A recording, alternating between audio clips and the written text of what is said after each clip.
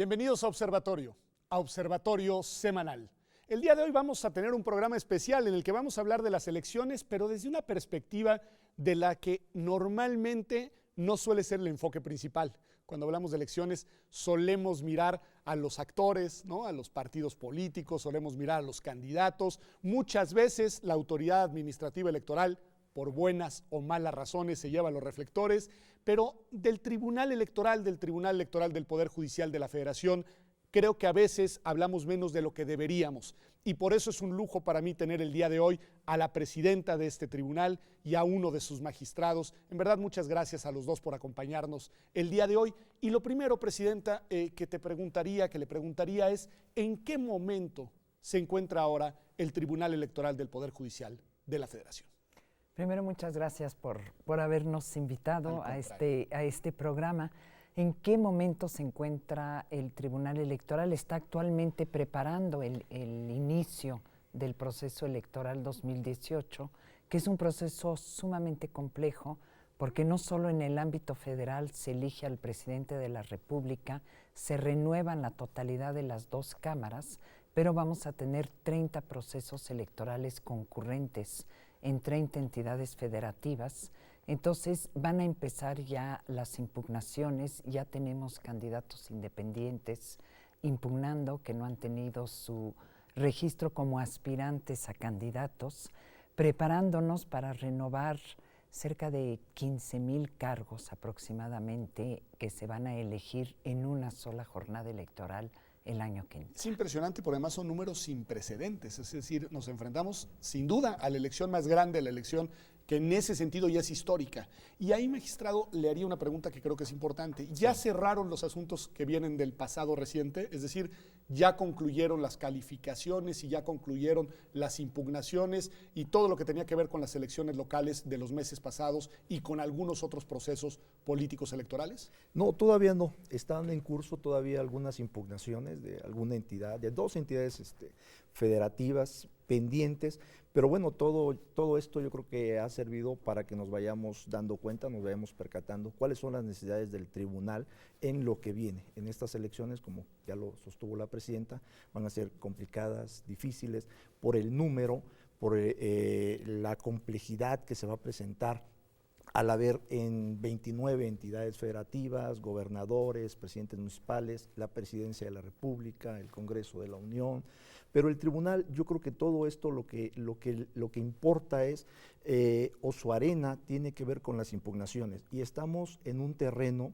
donde cada vez hay mayor número de litigiosidad en estos asuntos.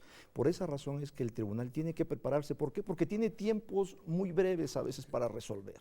Y eso es muy importante porque debemos resolver de manera completa, de manera totalmente objetiva. Y para eso creo que nos estamos realmente nosotros preparando en el tribunal. A ver, esto que nos dice el magistrado Infante, presidenta, que me parece muy importante y me parece muy interesante. Y además es cierto, creo que es verificable empíricamente que con el paso de los años se ha incrementado la litigiosidad electoral. ¿Cómo lo explicamos? Es decir, para el televidente le decimos, ¿por qué cada vez se impugnan más actos en la arena electoral por parte de los actores más diversos? Una de las primeras explicaciones y que siempre se ha dado de este aumento de la judicialización de la política, digamos, es una mayor confianza probablemente de los actores políticos en los diversos tribunales electorales, tanto los locales como el Tribunal Federal. También un exceso en las reglas, un exceso en la legislación hace que se abren más las posibilidades de impugnar por cualquier supuesta violación a una norma, porque ya no solo está la ley, están todos los acuerdos, los lineamientos que emite el INE, que vienen a cerrar cada vez más las actuaciones de los partidos políticos. Pero yo insisto en algo que vengo diciendo desde hace más de 1 año y medio, es que el legislador tiene que pensar ya en una solución. Estamos esperando cerca de 50,000 asuntos. De 50,000 asuntos. Que tienen que resolverse, como ya lo decía el magistrado Indalfer Infante, en plazos, la mayoría sumamente breves. Pónganos un ejemplo, presidenta, nada más para que el auditorio diga, a ver, ¿qué quiere decir plazos cortos? Los que actualmente tenemos, aquellos ciudadanos que aspiran a ser candidatos independientes y no les dieron el registro, vamos a tener unos cuantos días para resolver, porque ya está abierto el periodo para recolectar firmas. Okay. Mientras más tardemos en resolver, más mermamos su derecho posibilidad de obtener las firmas requeridas, suponiendo que les vamos a dar la razón. Y yo creo que una salida para este embudo que se está haciendo en el ámbito jurídico electoral es el de que el legislador empiece a trabajar una posibilidad de mediación electoral, por lo menos que sea una instancia que se ocupe de la mediación electoral, por lo menos en los conflictos intrapartidistas, que estos puedan ser resueltos mediante un mediador, una instancia del Estado, vaya, no sería un mediador particular, sino un mediador público que resuelva esas instancias y que sean acuerdos vinculantes y no lleguen a los tribunales.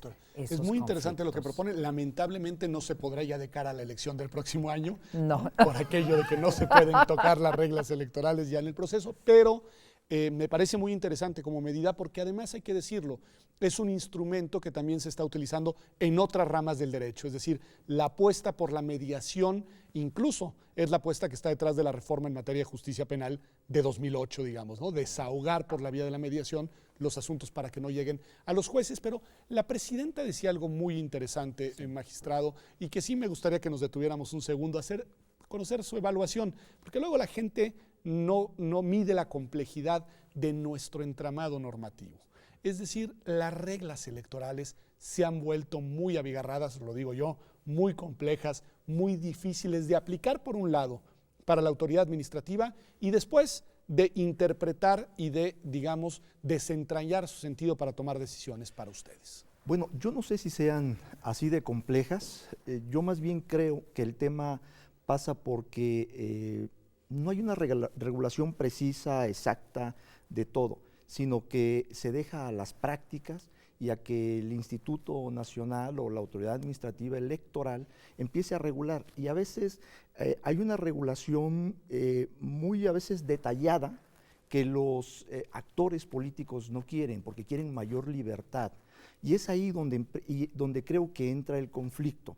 Y creo que a propósito se dejan muy abiertas desde la Constitución, desde las leyes generales, estas disposiciones precisamente para que sean los propios actores o a través de la experiencia de la autoridad administrativa electoral que a través de la práctica vaya regulándolas. Pero a la hora de regular, los actores consideran que es exagerada a veces esa regulación o que les afecta a sus derechos fundamentales y es donde vienen precisamente las impugnaciones respecto de todas ellas.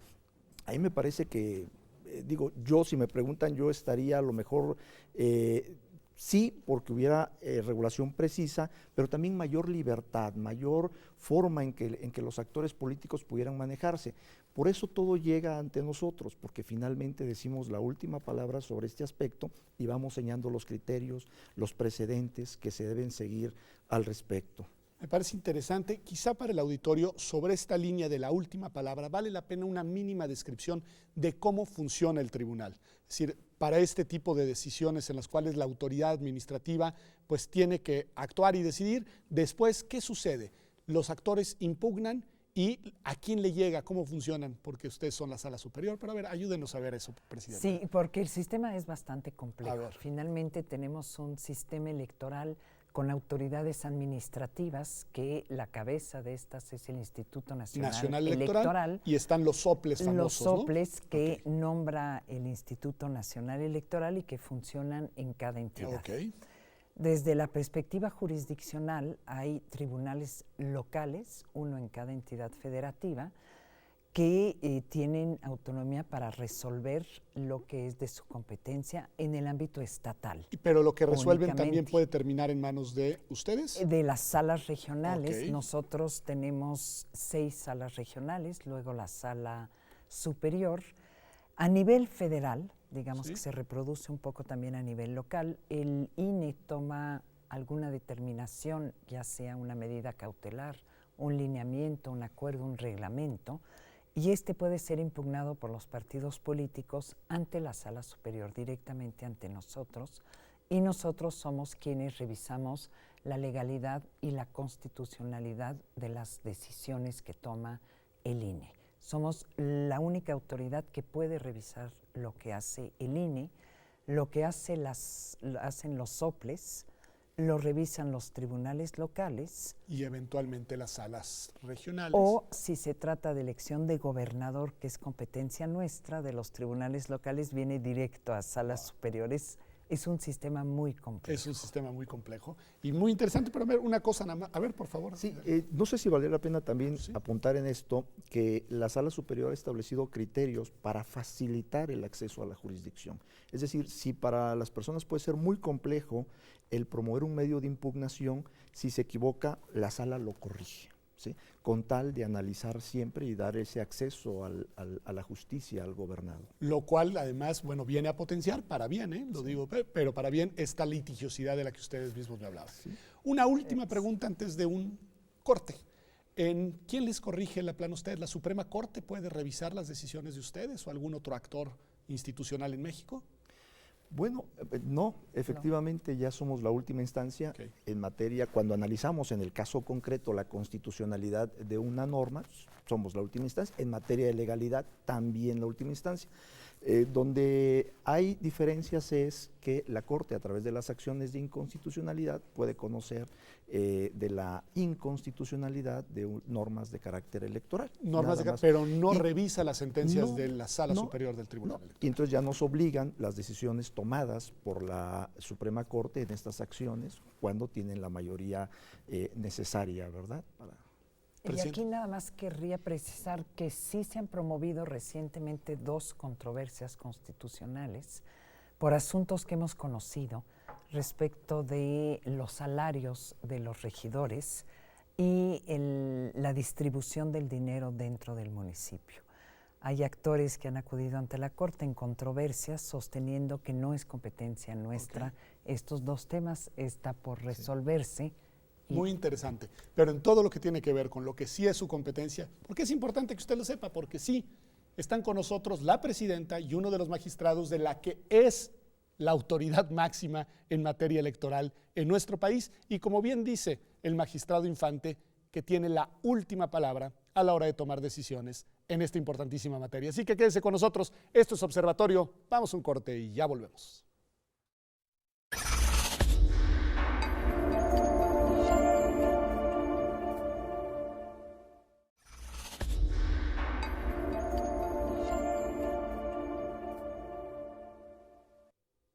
Estamos de vuelta aquí en Observatorio Semanal, y estamos hablando sobre la justicia, pero sobre la justicia en una materia particularmente relevante en este contexto de nuestro país, que es la justicia electoral. Nos decían, y eso a mí me causa impresión, la verdad, que de una parte siguen resolviendo todavía asuntos de las elecciones que tuvieron lugar hace algunos meses y ya están teniendo que empezar a resolver asuntos de las elecciones venideras en 2018 y nos dice, Presidenta, que calculan en verdad que van a tener que resolver 55,000 asuntos, más o menos nos decía. Bueno, más o menos. O sea, que es un más o menos, exacto. A ver, ¿cómo funcionan ustedes? Nada más, es decir, ustedes ya estoy pensando en cuántos son los y las magistradas, cómo funcionan en sus oficinas, cómo logran operar el procesamiento de tantos asuntos en tan poco tiempo. La Sala Superior se integra 7 magistrados, uno de ellos lo preside. A medida que van llegando los asuntos, tenemos un sistema de turno electrónico, no hay posibilidad de manipular el turno. O sea, ustedes no eligen el asunto que les va a caer. Para nada, les cae se el turna asunto en base a asunto y orden alfabético. Se turnan el mismo día que llegan los asuntos a cada ponencia, y cada ponencia, aunque tenemos un sistema que todas las ponencias pueden acceder a las demandas, el acto impugnado, todo eso, pero una ponencia es la encargada de elaborar un proyecto de sentencia. Lo más rápido, el promedio de resoluciones... Perdón, nada más una pregunta. Cuando dice una ponencia es él o la magistrada y su equipo de trabajo. Y su equipo de trabajo, que son secretarios de estudio y cuenta. Perfecto. Van elaborando un proyecto de sentencia, que estos por regla general se circulan los jueves. De manera que las demás ponencias podamos estudiar el proyecto. ¿Cuántos asuntos andan ahí estudiando los jueves? Es un promedio, yo diría, de 70. 70 asuntos. Puede ser Wow. como 50, como pueden ser 90. Ok. Digamos que se sitúan alrededor de 70 ahorita, que no es la época más Que no es la pesada. parte más intensa. Pensamos que para 2018 podremos llegar a circular cerca de 150 asuntos el jueves para estudiarlos hasta el martes. Ok, de jueves a martes De tienen... jueves a martes, porque el martes tenemos lo que llamamos una sesión privada en la que nos reunimos los 7 magistrados con el secretario, la secretaria general de acuerdos y los secretarios instructores y debatimos ahí los asuntos. A ver, esa parte me parece interesante. Cuéntanos, magistrado, esa sesión de los martes, ¿cómo funciona? Porque esa sesión es la que no vemos, y que yo creo que está bien que no la veamos, pero es la que no vemos, ¿no? Porque es la privada en la que ustedes discuten los asuntos. Sí, efectivamente, en la forma en que se ha venido instrumentando esto y por el número de asuntos que llegan, a diferencia de otros órganos colegiados, donde sí se podría, por ejemplo, pactar el número de asuntos que se van a listar. Okay. ¿Por qué? Porque no son urgentes, porque no tienen un plazo determinado para resolverse, o el plazo es muy largo. A diferencia de esos tribunales, el Tribunal Electoral no lo puede tiene, darse ese lujo. no se puede el lujo. Entonces, no hay forma de que los 7 magistrados pactemos un número determinado Sí, de digamos, asuntos. veamos 20 y los otros 20 la próxima semana. No, no se puede. Entonces, por eso cada uno lista de acuerdo a cómo va teniendo los proyectos, pero por supuesto que les da toda la preferencia. Ahora bien, esto ya estaba instrumentado cuando nosotros llegamos, el tema de estas sesiones previas o privadas. ¿Y qué es lo que ocurre ahí? Bueno, ya cuando llegamos a esa sesión, todos llevamos ya analizados los propios asuntos y fijamos una postura que ayuda a aligerar el debate en la pública. Es decir, no es que esta sesión privada sirva para obviar cosas en la pública, no, por el contrario, lo que hace, creo yo, es aligerar la discusión, porque si nosotros llegáramos con esta discusión a la pública, la verdad es que pasarían más de 24 horas y no terminaríamos de resolver los asuntos. Y no quiero que discutamos este punto hoy porque no es el momento, los quiero aprovechar de cara al 18, pero yo, por ejemplo, soy de los que soy crítico de las sesiones públicas, tanto de la Corte como del Tribunal. Yo creo que los tribunales actúan mejor en las privadas y creo que deben de hablar solo por sus sentencias, pero ese es da para una discusión aparte. Totalmente. Pero entonces se sientan.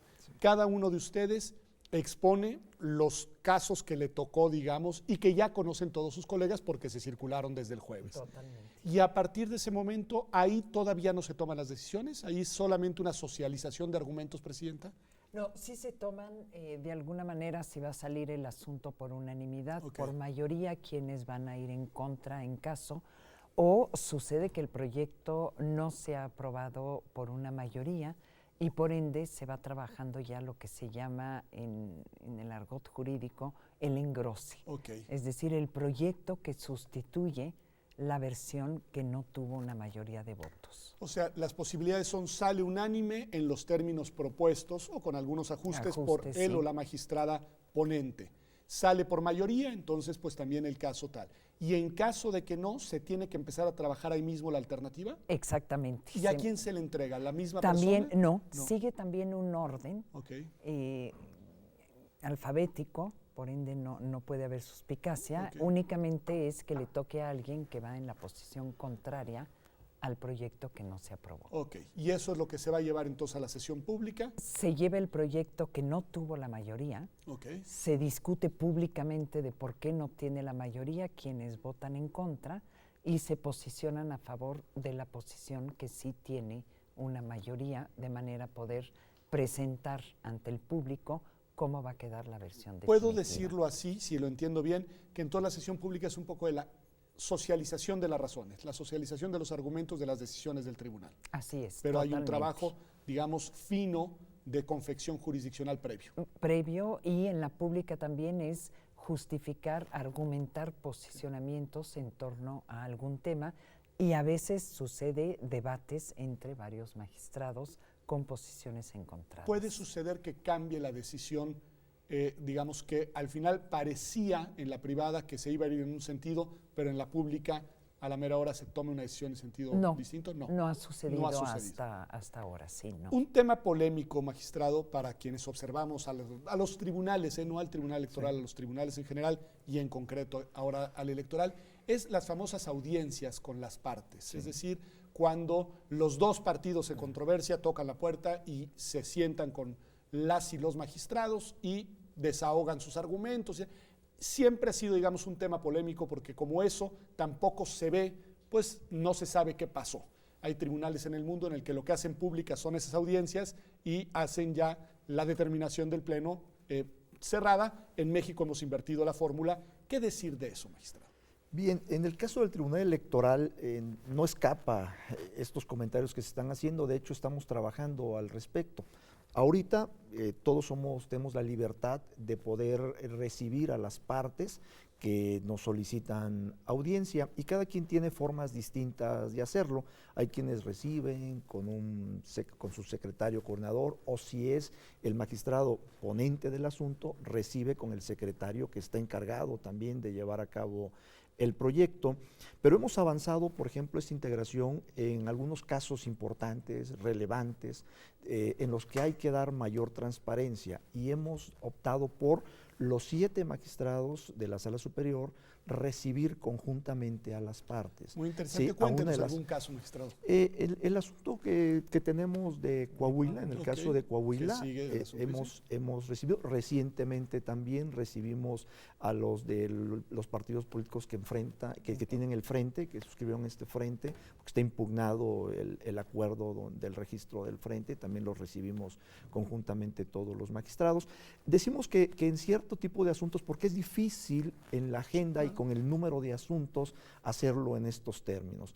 Pero por otro lado, por supuesto que yo creo que los jueces, a través de sus decisiones, van ganándose la confianza de la sociedad. Y esa misma confianza debe trasladarse hasta la propia actuación. Es decir, no se debe desconfiar por el hecho de recibir a una de las partes. Pero sí, tratamos de avanzar, de ir caminando hacia algo más transparente. También nuestras audiencias son públicas, a diferencia de lo que pasa, me refiero a la agenda, ¿sí? A diferencia de lo que pasa con otros órganos jurisdiccionales, donde se recibe, pero no se sabe a quién recibieron, no se sabe qué día lo recibieron, ni qué hora, por supuesto, aquí, y cuál fue el tema que se trató. Yo creo que eso también ayuda un poco para saber qué cosa es lo que se está tratando al respecto. Magistrada, sobre este punto, una variable que no puedo dejar de mencionar y que hace particularmente complejo el trabajo de ustedes es que ustedes actúan con actores políticos, es decir, que están, digamos, pues eso, juzgando y tienen que ser quienes tomen determinaciones en medio de genuinas, legítimas y democráticas disputas políticas, pero son disputas por el poder. ¿Cómo se vive eso? Es decir, ¿cuál es la manera en la cual desde un tribunal como el de ustedes se puede administrar y lidiar pues lo que está en juego, que son intereses de actores muy relevantes que están jugándose posiciones de poder? Creo que eso es el meollo de nuestro trabajo, finalmente el estar lidiando con esa conquista del poder, y creo que una de las mejores maneras para hacerlo es abstraernos de lo que están peleando los actores políticos. Estamos hablando de gobernaturas, presidencias de la República, senadurías, diputaciones, o sea, cargos, presidencias de partidos nacionales que se están peleando ahí mismo enfrente de nosotros. Y creo que la única manera de poder resolver es a través de una abstracción y una visión que sí se puede meramente jurídica de lo que dice el expediente. Y eso abona justamente a lo que comentaba el magistrado en torno a las audiencias. El recibirlos, por ejemplo, a las dos partes, casi al mismo tiempo, o sea, salen unos, entran los demás, se pueden cruzar. Se encuentran y se encuentran, se han encontrado. Y la bueno, pero son políticos, se saludan muy bien. Totalmente. En fin. Y creo que es la mayor transparencia que abona a nuestro favor. Y ahorita estamos trabajando un acuerdo que de aprobarlo se publicaría incluso en el Diario Oficial, a través del cual esas audiencias serían realmente públicas en una sala de audiencia y que pueda venir el público que quiere, igual que a una sesión pública, colegiadas, obviamente, o con varios magistrados, porque coordinar 7 agendas es sumamente, más la de los actores políticos, es algo muy, muy difícil, pero sí transparentar lo más que se pueda estas audiencias. Pues me parece en verdad una medida que ojalá la aprueben, nada más lo digo hasta ahí, muy importante, muy necesaria, sobre todo de cara a lo que viene, a un proceso electoral muy complicado en el cual las verdades a medias, las especulaciones, las interpretaciones, las lecturas políticas pueden gravitar de manera negativa en el desarrollo y en el buen, digamos, la buena conclusión del proceso electoral. Pero vamos un corte y regresamos. Les quiero preguntar cómo ven el 2018 y cuáles son los principales desafíos desde el punto de vista de la justicia electoral, ya en casos concretos y ante dilemas específicos que la realidad política nos va anunciando. Esto es Observatorio. Vamos a un corte. Ya volvemos aquí a Observatorio Semanal.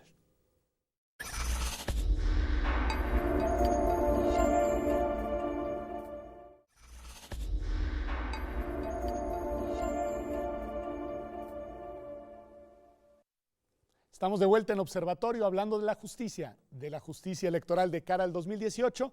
Quiero hablar del 2018, pero hay una parte del cierre del bloque anterior a partir de un dicho de la presidenta, de la magistrada presidenta, que le quiero preguntar, magistrado, que es, nos dice la presidenta, la mejor manera de, digamos, blindar al tribunal de las disputas políticas es abstraerse de lo que se está disputando, y esa abstracción, y esta es la parte que me interesa subrayar, nos conduce a decidir únicamente tomando en cuenta la ley. Yo lo que le quiero preguntar, ¿es posible eso? ¿Es posible? ¿La ley es un instrumento lo suficientemente claro, lo suficientemente preciso como para que ustedes en sus decisiones puedan ceñirse al marco normativo sin tomar en cuenta otras consideraciones de índole político, etcétera? Yo creo que sí, efectivamente, yo creo que la Constitución y la legislación son las bases fundamentales para hacerlo. Cuando hablamos de abstraernos, yo lo entiendo que es que hay que resolver con total objetividad, con total independencia y con profesionalismo. Si nosotros aplicamos estos principios a la función, por supuesto que la abstracción está dada. Yo creo que los jueces podemos ideológicamente tener muchas posturas, pero al final del día tenemos que resolver conforme a la Constitución, tenemos que resolver conforme a la ley. Y ahí, cuando hablamos de abstracción, es precisamente eso, abstraernos de lo que en lo personal nosotros creemos, ¿verdad? Y atendernos a lo que exclusivamente dice la Constitución y la ley. Y esto se logra con objetividad, con profesionalismo y con total independencia del caso. Siguiendo este razonamiento del magistrado, que me parece muy interesante, me lleva a pensar que lo ideal entonces para ustedes es que los casos se resolvieran de manera unánime, es decir, porque eso daría el mensaje de que en efecto fue la Constitución y la ley magistrada, pues la guía y todos estuvieron de acuerdo en la forma en la que la interpretaron. ¿Qué decir de eso? Porque ha de ser difícil lograr unanimidades, ¿no? Yo ahí tendría mis dudas, Okay. o sea, porque justamente como dice el magistrado Indalfer Infante, es la interpretación de la ley. Lograr una manera de interpretar la ley que sea unánime podría ser lo ideal, pero yo tendría muchas sospechas de un tribunal que siempre resuelve de manera unánime. A mí sí me despierta sospechas. Yo creo que la divergencia de criterios es algo que abona al debate y es algo que fortalece finalmente la interpretación jurídica de una mayoría. Tenemos aproximadamente el 2% de asuntos ya resueltos que han salido por mayoría de votos. El 97, 98 han salido por unanimidad. Y la verdad es que los debates en torno a cuál es la interpretación son apasionantes finalmente, porque son dos enfoques de la norma, dos enfoques de su interpretación. Entonces, no, creo que buscar el consenso, digamos, si en muchos casos el ponente va modificando su proyecto de manera a ir construyendo ese consenso y poder incorporar todas las posiciones. Muchas veces es posible, otras de plano no es posible y salimos 5-2, 4-3, 6-1 en algunos asuntos y también hemos salido 6-1. Eso está interesante porque eso, para decirle al público, quiere decir que por supuesto está la Constitución, está la ley, pero hay un margen de decisión que es el margen que depende de la interpretación que cada magistrado o magistrado hace de esos textos legales. Y en ese margen pues cabe la posibilidad de tomar postura y decisiones digamos en orientaciones, en sentidos divergentes. Magistrado, de cara a una elección como la que viene en 2018, ¿cómo decirle a la gente que no nos debemos de preocupar por esos márgenes de interpretación divergente cuando ustedes tengan que estar resolviendo no solo impugnaciones a lo largo de las campañas, sino sobre todo, y ahora iré al punto, en el momento final a la hora de la calificación de las elecciones? Bueno, yo creo que es muy importante, y lo decíamos hace un momento, legitimarnos ante la sociedad. ¿Cómo lograr que los jueces sepamos transmitirle a la sociedad que lo que estamos haciendo realmente no tiene ninguna parcialidad, que se está haciendo con total independencia, que no está basado en nada distinto a que no sea la propia interpretación? Creo que ese es el mayor reto que tiene un juzgador en todas las materias, pero en materia electoral considero que es mayor. Yo creo que esto lo podemos lograr a través de los debates, de las sesiones públicas, si son ricas en argumentación, la forma de argumentar, la forma de interpretar de una manera clara, de una manera precisa, que la sociedad, que nosotros, no que lo entienda, sino que nosotros sepamos, porque yo creo que mi postura es esa. No es que no nos entiendan, parece que a veces los jueces no sabemos transmitir lo que queremos. Y yo creo que es el gran reto en esta materia para lograr la confianza. Yo sí diría que pueden confiar en la Sala Superior, que pueden confiar en el Tribunal Electoral, en su integridad, porque pues estamos ajenos a cualquier debate político. Nos concentramos únicamente en los casos concretos, a través de lo que nos plantean las partes, por los tiempos que tenemos. Los medios de comunicación nos ayudan mucho porque ya sabemos qué es lo que nos va a llegar y a partir de eso empezamos con anticipación a investigar o a analizar ciertas posturas para que ya cuando nos llegue la demanda ya podamos, claro, por supuesto, ya tenemos algo adelantado al respecto. Pero estamos trabajando para generar confianza, para que la sociedad confíe realmente en nuestras decisiones y por supuesto va a haber un ganador y va a haber un perdedor como en todas las contiendas. Pero a lo que a nosotros nos interesa es que nuestra sentencia sea sostenible jurídicamente y sea de alguna manera aceptada por la sociedad. Me parece muy importante. Magistrada Presidenta, en esta lógica hay un actor, ya lo comentaron ustedes, pero lo quiero traer a colación, digamos que es fundamental en su relación institucional, que es el Instituto Nacional Electoral. Ustedes tienen indefectiblemente una relación institucional con el INE, porque son la instancia que, en el caso de las impugnaciones, revisa sus decisiones. ¿Cómo debe ser esa relación?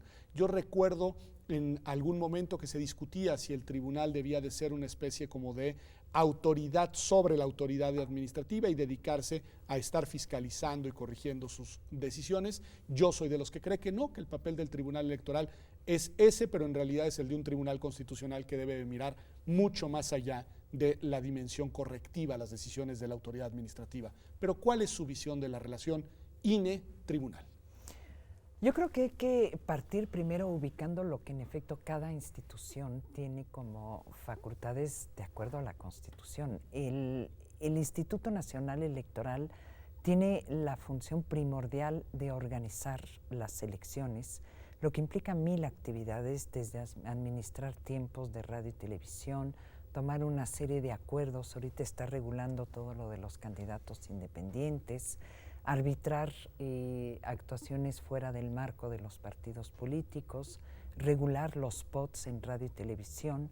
El INE es quien determina si se baja o se sube un spot. Tiene toda la organización de la jornada electoral, que es el día en que los ciudadanos van a votar. Y al lado está el Tribunal Electoral, que es el que revisa la legalidad y la constitucionalidad, no de todos los actos del Instituto Nacional Electoral, quiero precisar eso. No somos, digamos, los garantes de la actuación del Instituto Nacional Electoral. Revisamos cuando un actor político no está conforme con algo que decidió el Instituto Nacional Electoral, acuden al tribunal para impugnar una determinación. Y yo aquí quiero, porque a lo mejor no lo sabe muchas personas del auditorio, saber que el Instituto Nacional Electoral sesiona con los partidos políticos en la mesa. Claro. El Tribunal Electoral, la Sala Superior, sesionamos los 7 magistrados, nada más. Es mucho más No política, diríamos, la gestión que tiene que hacer La el INE. gestión que de la tiene le que toca al hacer tribunal. el INE, basta ver las sesiones públicas del Consejo General y las sesiones públicas de la Sala Superior para ver que nosotros tenemos todo el tiempo para llevar a cabo una reflexión que solo va a ser jurídica. Podremos recibir a los partidos para escucharlos, pero hasta ahí no intervienen en nuestra decisión ni participan en nuestras sesiones públicas. Entonces tenemos un tiempo de reflexión, de meditación mucho mayor al que tiene el Instituto Nacional Electoral, y ser supervisores del instituto me parece que de actuar con ese espíritu romperíamos totalmente el sistema.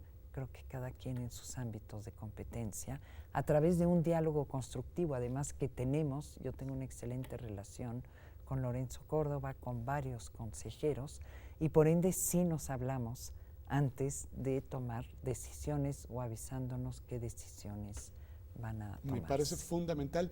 Nos han ayudado a ver, bueno, pues que hay que lidiar con los partidos políticos y sus candidatos. Nos han ayudado a ver que hay que revisar cuando hay que revisar las decisiones de la autoridad administrativa, que son litigios distintos. En algunos es partido contra partido, en otros es partido contra autoridad. Pero hay otros actores que también son posibles, digamos, sujetos sancionados en la materia, como son los medios de comunicación, como la relación magistrado con los medios, ya no en esa parte en que los ayudan a conocer los casos, sino cuando los medios tienen intereses o están, digamos, son parte de alguna contienda jurídica ante ustedes. Bueno, yo creo que aquí la relación es como de cualquier otra parte en un proceso. ¿Sí? No tenemos ningún otro tipo de vinculación o de acercamiento como sí lo hay con los que son autoridades electorales, ¿verdad? En este caso el INE o los OPLES, las salas regionales o los tribunales electorales estatales. En el caso de los medios de comunicación, la relación que hay es como cualquier otra parte que se ve afectada con una decisión de la autoridad administrativa electoral o inclusive de una autoridad judicial, como puede ser la sala especializada que conoce de este tipo de asuntos y recurren ante nosotros. Entonces el tratamiento que se le da es de una parte… Mismo, porque también son poderes, es por lo que lo quería subrayar, es decir, y ustedes lidian con todos los claro, poderes. por supuesto, pero sigue siendo una parte distinta, porque en el caso, por ejemplo, del INE, será autoridad responsable, en el caso de un tribunal será autoridad responsable ante nosotros, y donde sí tenemos ese acercamiento y esa vinculación. Sin embargo, con los demás, llámeseles partidos políticos, llámeseles candidatos independientes o cualquier otro ciudadano o los mismos medios de comunicación, yo diría que están en la tabla de actores que recurren ante nosotros cualquier decisión que les afecta en sus derechos. Debo reconocer que hice una trampa al cierre del bloque anterior porque dije que íbamos a hablar de 2018 y no lo hicimos en este bloque, pero me parecía muy importante que analizáramos estos temas que han dicho. Pero ahora sí, vamos a ir a un corte, vamos a regresar al último bloque de este programa de observatorio y les quiero preguntar desde su perspectiva cuáles son los principales retos, pero también cuáles son aquellas decisiones que les quitan el sueño imaginando que las van a tener que tomar en 2018, si es que las hay, probablemente no existan. A mí me quitaría el sueño, por ejemplo, la calificación de la elección presidencial en una elección que no lo sabemos, pero que todo indica que puede ser muy cerrada. Pero bueno, yo ahí lo dejo, voy a un corte, regreso con ustedes y empiezo con esa misma pregunta. Quédese con nosotros, esto es Observatorio, Observatorio Semanal, ya volvemos.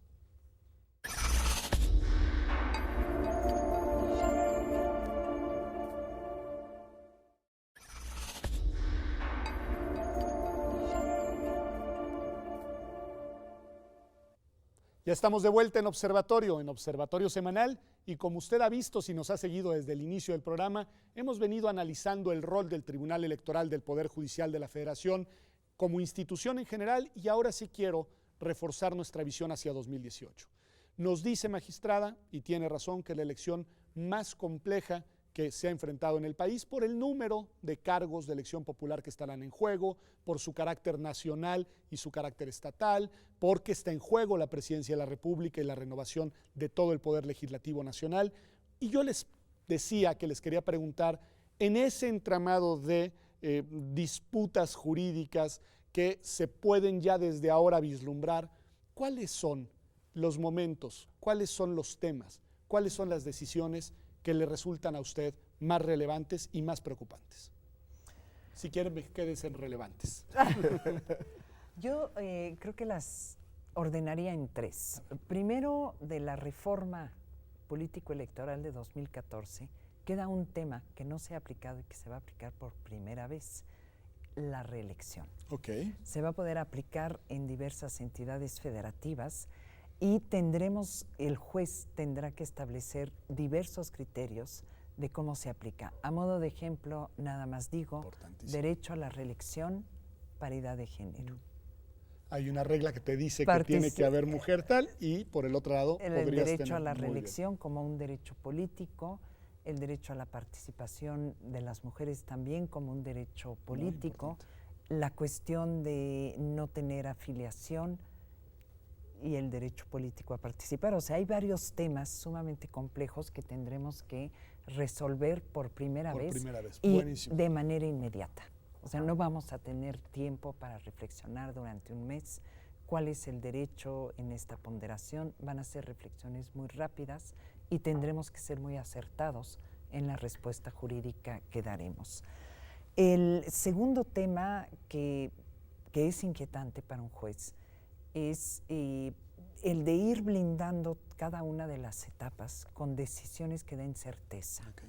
Es decir, validar la etapa de las precampañas, validar los registros de los candidatos, porque es válido que este candidato sea el candidato y no otros candidatos de partidos políticos. Ir cerrando las etapas del proceso. Ir cerrando con certeza, y ahí tendremos que ser sumamente cuidadosos en cómo comunicamos lo que decidimos, de manera, aunque no queden satisfechos todos, queden aceptando una decisión que no les dio la razón.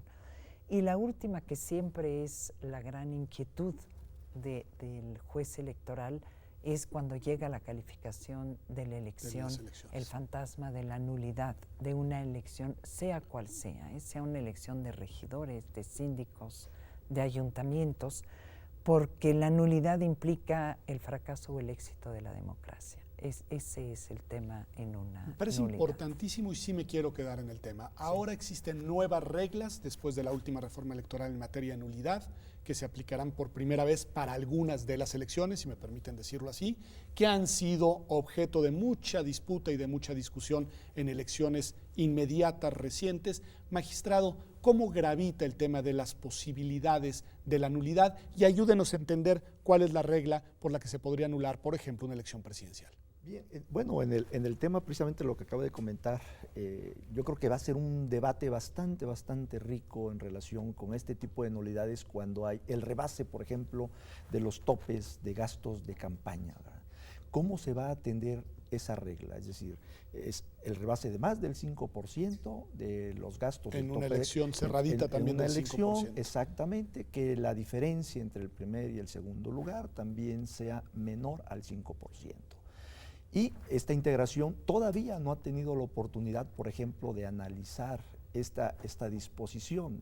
Yo creo que lo vamos a hacer pronto, o seguramente en esta, bueno, tenemos probablemente un caso que nos llegue al respecto.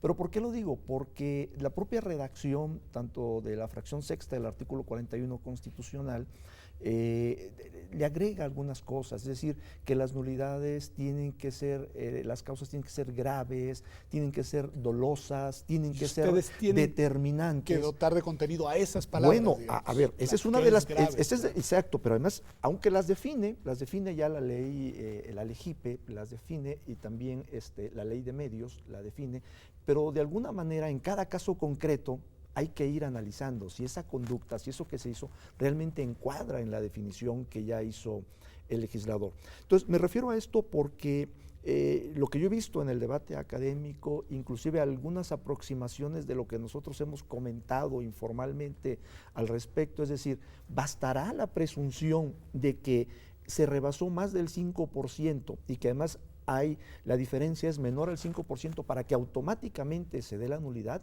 o también hay que examinar si realmente fue dolosa, es grave, es determinante. O sea, ahí creo que la Sala Superior tiene una labor trascendental, fundamental, para empezar a definir este tipo de aspectos. Y me imagino que esos temas ya los están pensando cada uno de ustedes. Me imagino que hay como una especie de entrenamiento mental por si se presentan los casos, porque no podemos saber, obviamente, ni cuáles van a ser los resultados, ni qué tan cerrados van a ser, aunque las encuestas dicen que previsiblemente serán mucho. No podemos saber cómo se comportarán con el gasto, o sea, no sabemos. Sí. Pero ¿imaginan ustedes, magistrada? Sí, hay unas reflexiones que ya estamos llevando a cabo y creo que hay algo muy importante en lo que dice ahorita el magistrado Infante. Me parece que hay una creencia de que en cuanto hay un rebase de tope de gastos de campaña arriba del 5% y una diferencia entre primer y segundo lugar inferior al 5%, hay una nulidad automática.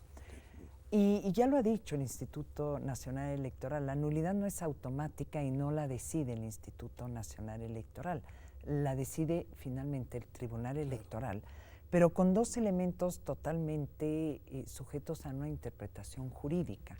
La determinancia, la misma Constitución dice, es determinante el rebase cuando la diferencia es menor al 5%, pero el dolo y la gravedad no están definidos. Claro. Y el dolo y la son gravedad, elementos a considerar. Exactamente, intervienen contextos, intervienen una serie de factores que el juez tiene que ponderar y que evaluar en su caso. Entonces, no es una nulidad automática, es una causa de nulidad sujeta a determinación del juez. Creo que así como la adquisición de tiempos en radio y televisión, y que también, en caso de que se acredite, tendrá que ser valorada en términos jurídicos por el juez. Pues me parece muy importante porque ayudan a despejar inquietudes, porque la gente está inquieta con estos temas. Decía la magistrada presidenta, y creo que tiene razón, que cuando se anula una elección fracasó la democracia, porque fracasó el proceso a través del cual, con la participación ciudadana, se buscaba, digamos, canalizar la política para integrar cargos de representación o gobierno. Pero hay una cuestión que no es responsabilidad de ustedes última, pero que de alguna manera supongo que recae sobre sus espaldas, y es prácticamente el último tema que quiero tocar con ustedes, que es, no exagero al decir que en las decisiones de ustedes y probablemente en la decisión de la elección presidencial puede estar en juego en buena medida la estabilidad de las instituciones del Estado por las que hemos apostado. Es decir, ¿qué va a pasar después de esa elección?